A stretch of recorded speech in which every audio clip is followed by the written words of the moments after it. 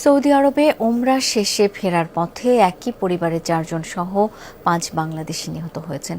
নিহত সবার বাড়ি লক্ষ্মীপুরে, এর মধ্যে 4 জনের বাড়ি লক্ষ্মীপুরের রামগঞ্জ উপজেলার ভাটরা ইউনিয়নের নলচড়া গ্রামে।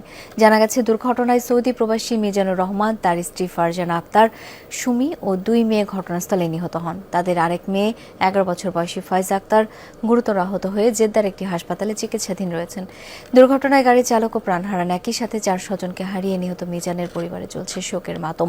মরদেহ দেশে ফিরিয়ে আনতে সর্বাত্মক সহযোগিতার আশ্বাস দিয়েছে রামগঞ্জের স্থানীয় প্রশাসন।